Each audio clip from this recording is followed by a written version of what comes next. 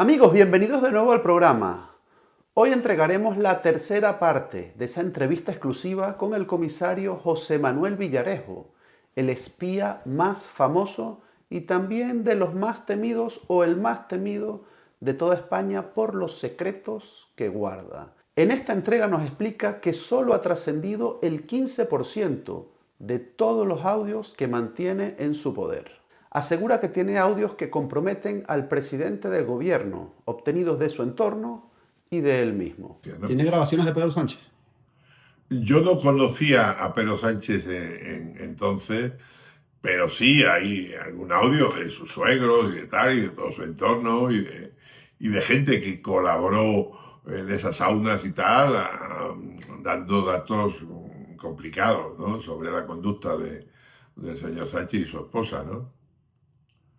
¿En qué sentido? En cualquier sentido que pueda entender. Pero antes de presentarle esta entrevista completa, amigos, quería compartir con ustedes algunas reflexiones de esa escena tan comentada, tan polémica y tan viral del día de ayer.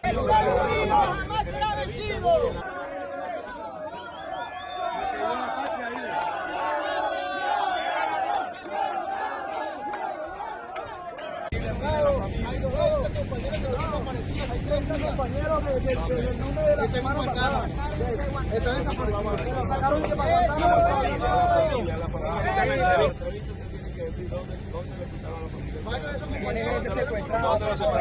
eso lo sabemos. Y ustedes tienen que decir ahí eso. Ustedes tienen que decir en la entrevista todo lo que ustedes vivieron.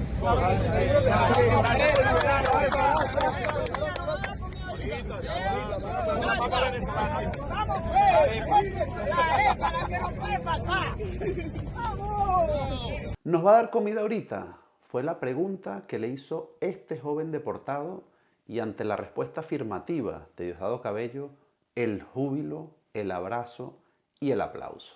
Ese es el tipo de migración que ha priorizado el gobierno de Donald Trump para que fuesen los primeros deportados a Venezuela. Hoy el régimen de Nicolás Maduro asegura que es falso lo que explicó el gobierno de Donald Trump, que pertenecían a grupos criminales, concretamente al Tren de Aragua. Asegura el régimen que es solo una invención y que solo se trata de migrantes en situación irregular. Pero también entre las escenas que vimos ayer ha pasado una completamente inadvertida. Y es la siguiente: Nicolás Maduro se cuadra ante Diosdado Cabello con el saludo militar. Lleva la mano a su frente como símbolo de respeto ante una jerarquía, ante un orden, ante un superior militar.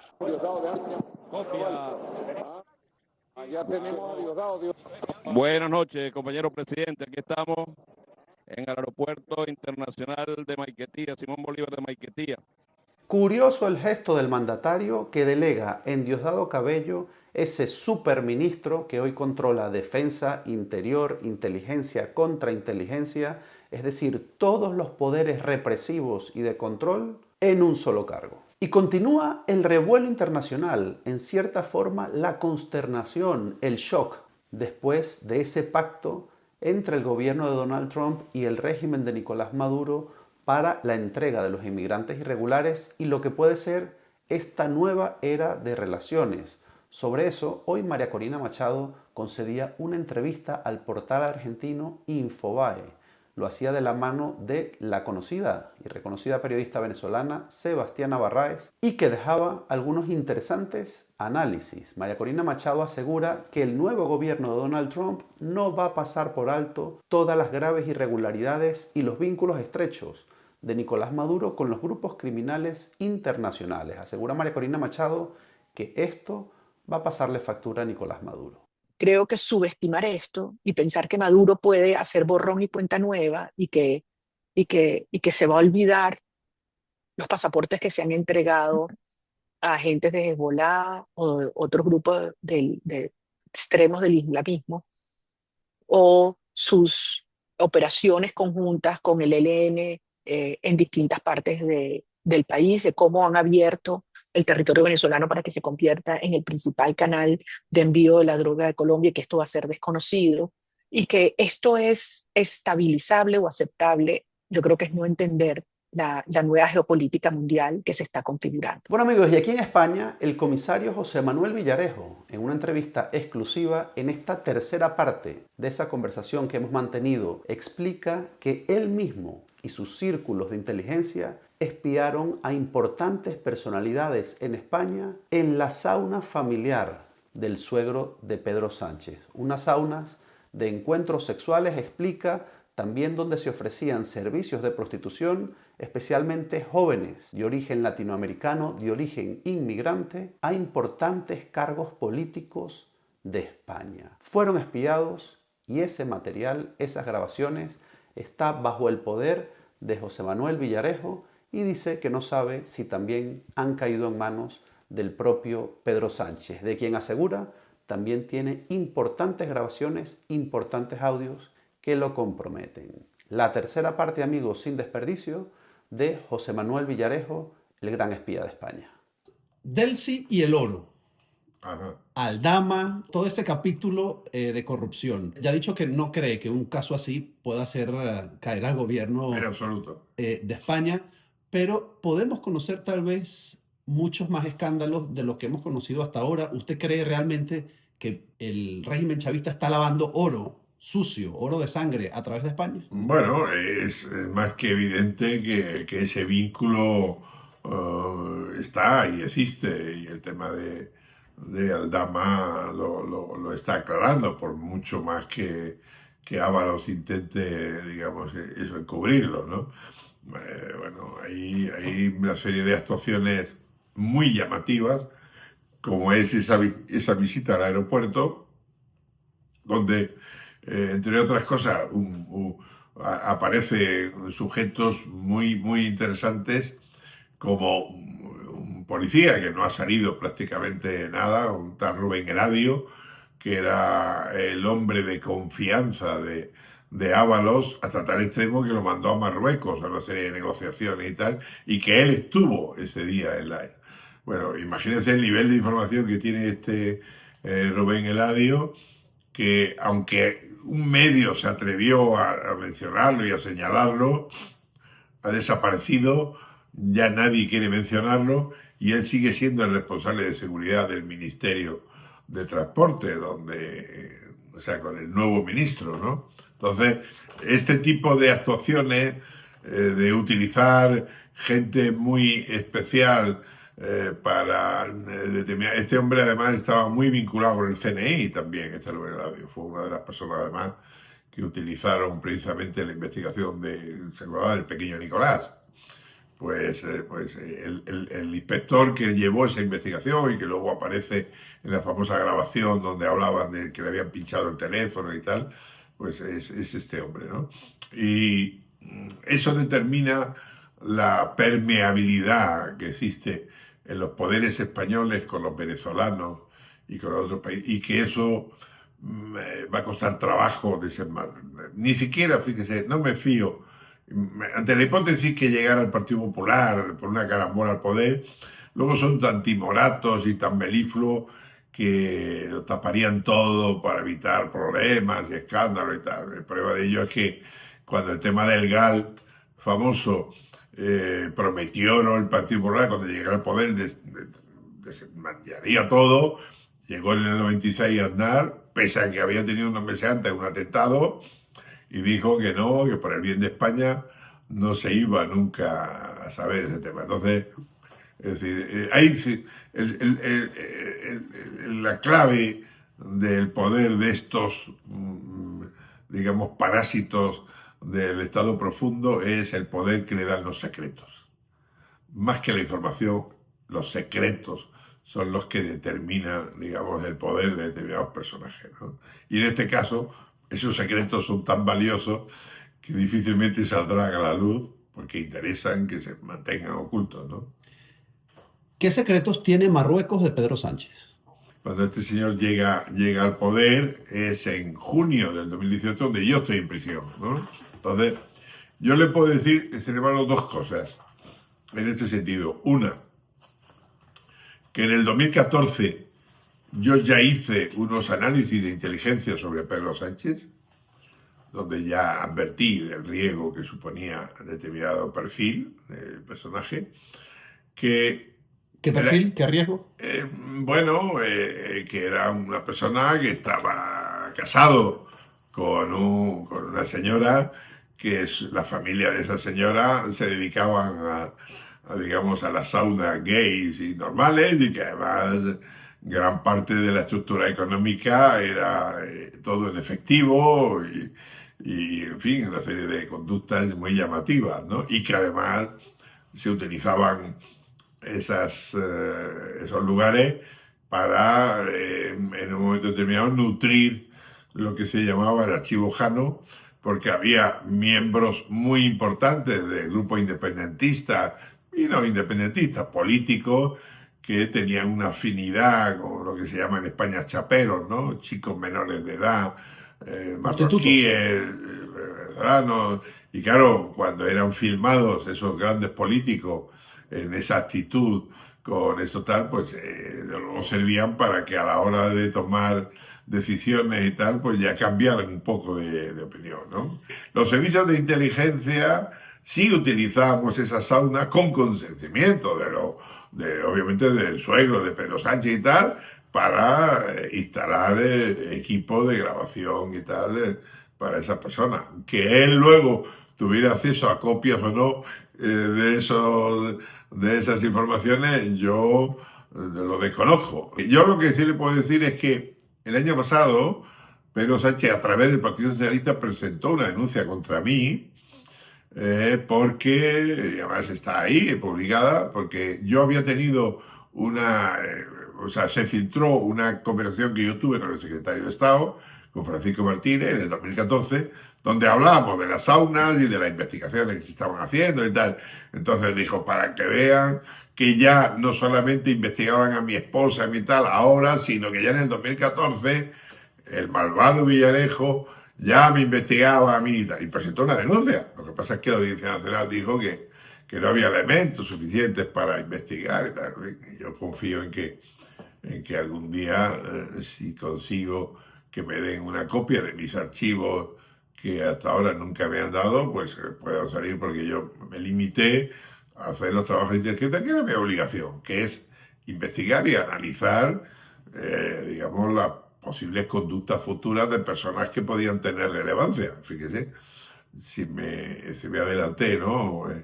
10, 11 años, ¿no? Ni que fuera la bruja Lola, como se dice aquí, ¿no?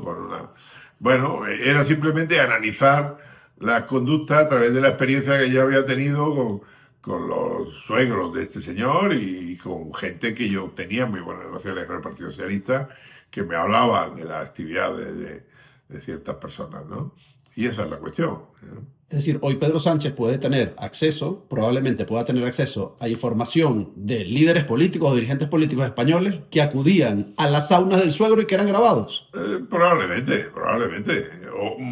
Yo creo que ni siquiera podría tener acceso siendo el presidente. A lo mejor las tenía ya antes porque, insisto, las grabaciones que se hacían en esa sauna se recogían al día siguiente. Es decir, ¿entiende? Es decir, que no se trataba de... O sea, no estábamos allí. Nosotros, cada vez que había una actuación, al día siguiente íbamos, recogíamos, pero claro, no podíamos verificar si antes habían hecho una copia de lo que nosotros recibíamos o no, ¿no? Me han tildado del rey de las cloacas a mí, y yo he dicho que a mucha honra y que para mí es un halago y tal, ¿no? Que efectivamente he limpiado bastantes cosas a mucha gente de este país. La prensa española, o parte de la prensa, no sé si la mayoría de la prensa española, ¿no?, lo ha calificado como un comisario relacionado con tramas de extorsión, de vigilancia, de corrupción. ¿Hay algo de cierto en eso? Pues mire, todas las acusaciones que ha habido sobre extorsión, sobre tal, jamás se ha podido, fíjate, y yo soy el personaje más público ahora mismo. Están mis audios, están muchos teras digamos, de escritos, mis archivos, mis diarios personales.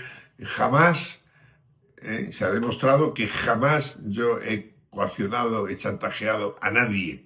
Es decir, todos mis archivos estaban en mi caja fuerte, probablemente para que yo, a los 40 o 50 años de haber muerto, mi familia pudiera ver, porque de una manera u otra esta es la atapuerca, digamos, ¿no? De los últimos 40 o 50 años de España. Entonces, el miedo que tienen todos es a los audios famosos, ¿no? Las conversaciones, que la inmensa mayoría las grababa el CNI con mi consentimiento, pero las grababan ellos porque les interesaban, insisto, y que esas conversaciones apenas han salido un 15%. Y claro, el miedo que todos tienen, por eso están buscando la fórmula de la estrategia de buscar unas condenas rápidas, volverme otra vez a meterme en prisión y esta vez ya no fallar, ¿no?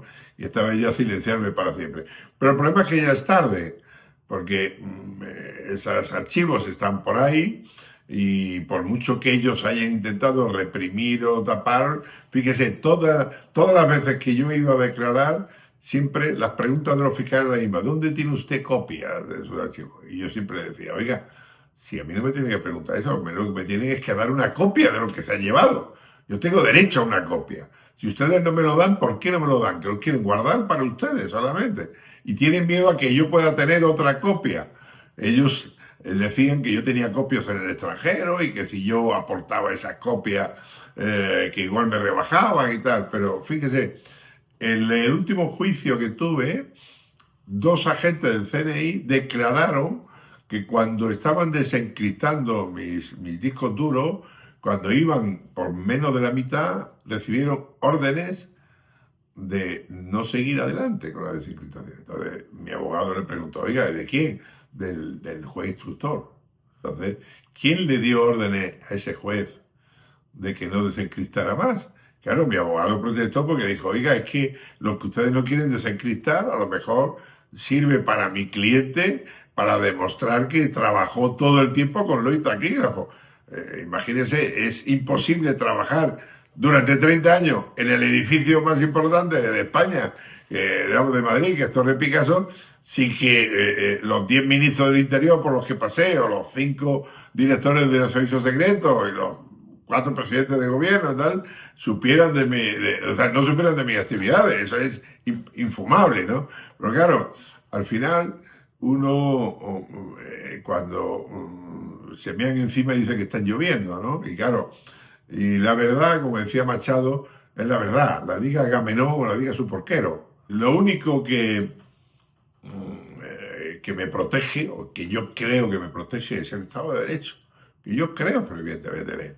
Y que tarde o temprano toda esta patraña que se ha montado para destruirme, pues al final alguien diga, esto es una locura, ¿no?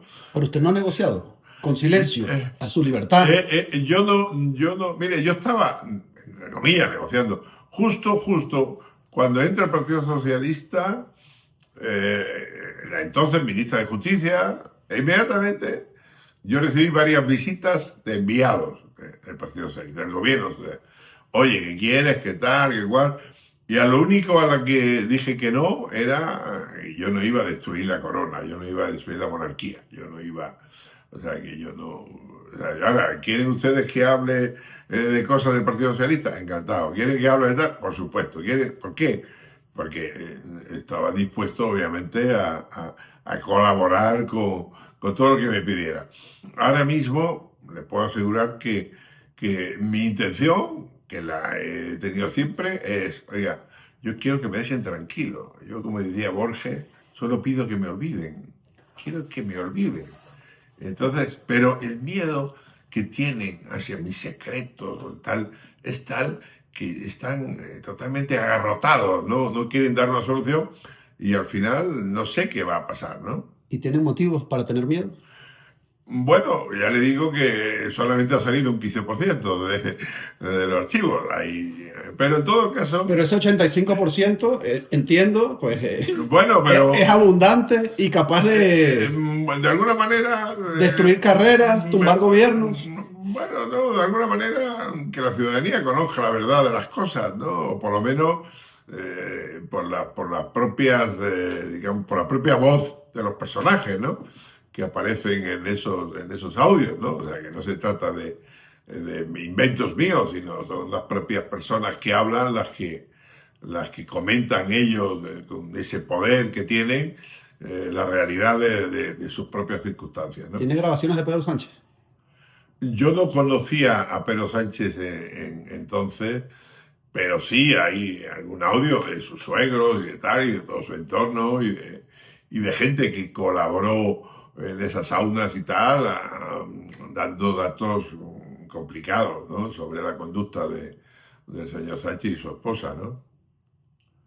¿En qué sentido? En cualquier sentido que pueda entender. O sea, todo lo que es el mundo de la sauna, el mundo digamos, del tráfico sexual, es complicado. Entonces, cualquier comentario, cualquier información que aporten ese entorno, pues de alguna manera, cuanto menos contamina, ¿no?, la imagen de alguien que tendría en principio que ser totalmente pulcro, ¿no? La mujer del César, además de ser honesta, tiene que aparentarlo, ¿no? Y claro, todo eso, insisto, se mueve por el miedo, que es la técnica que utilizan los poderosos siempre para, digamos, comprometer o controlar, ¿no? En mi caso es mentiras, falsedades, propaganda y terror, ¿no? Lo que han hecho a todo el entorno mío, que ha desaparecido. O sea, todos los amigos, toda la gente que yo le hacía favores todos los días, todos los periodistas con los que yo me reunía, sobre todo directores de medios y tal, pues esos son ahora los que dicen que, o que no me conocen, o que pobre de mí y tal, cuando ha habido algunos que ha hablado muy mal de mí, pero ha dicho durante 20 años el medio que yo llevaba, las portadas las hacía Villarejo y tal. Bueno, entonces, ¿por qué luego dices que yo he actuado tal, si tú sabes perfectamente que yo jamás ni pedí nada, nunca? Simplemente lo que hacía era confirmar las informaciones que ellos no podían conseguir por los canales oficiales que les engañaban, ¿no? Y claro, ese es siempre lo mismo. Y eso es lo que me ha llevado a la situación actual, porque yo no he tenido miedo. Yo he tenido mucho miedo en situaciones, he pasado mucho miedo, pero nunca he tenido miedo a nadie, ¿no?, a ninguna persona, ¿no? Y se lo dije en alguna ocasión al señor San Roldán, ¿no? Le dije, mi paisano Séneca le dijo a Nerón, el poder que tú tienes hacia mí es el miedo que yo te tenga, y como no te tengo miedo no tienes ningún poder, ¿no? Y eso se lo dije y el hombre pues no le gustó, claro, no aguantó una broma, ¿no?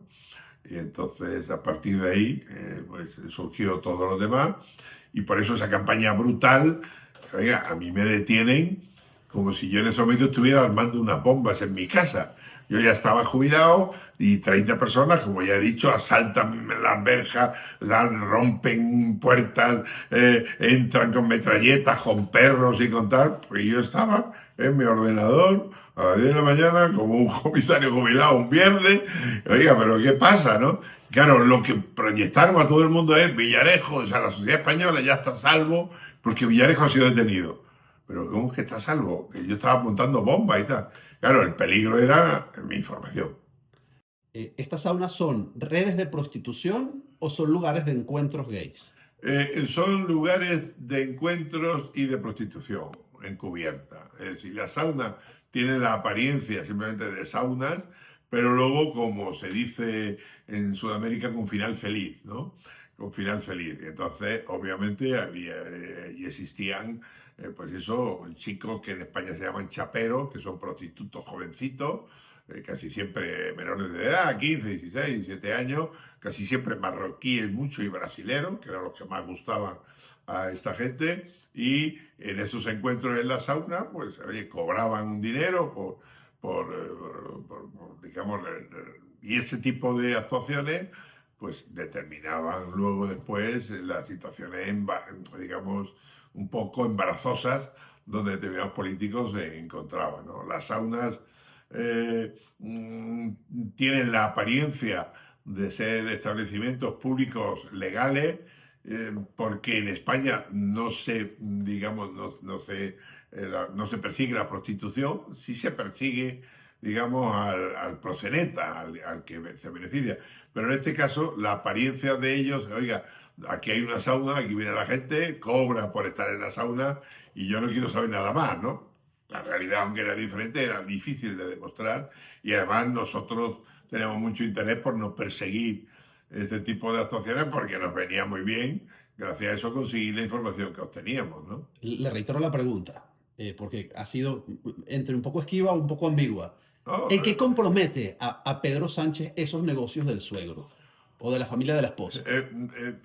Insisto, el compromiso que yo apunté en el 2014 era el riesgo de que una persona que se había vinculado con ese tipo de negocio pudiera llegar a obtener, como tenía en el 2014, ser secretario general de un partido que era absolutamente posible que gobernara en el futuro. Oiga, una persona que tiene relaciones con Onda y que, según las informaciones que recibía, en ocasiones parece ser que acompañaba a su esposa y tal a recoger por la mañana el dinero en efectivo de los negocios y tal, en fin, y que además había, perdón, antecedentes de que era una persona muy reacia a pagar impuestos o tener problemas con la hacienda, en fin, a ocultar la medida posible todo esto, claro, no deja de ser una persona que podría ser complicada. Y entonces, la función de inteligencia muchas veces es preventiva. Es decir, como ya le he dicho a usted antes, se advierte del riesgo, pero otras personas son las que luego le dan rentabilidad a esa información que sea es lo que yo me limité.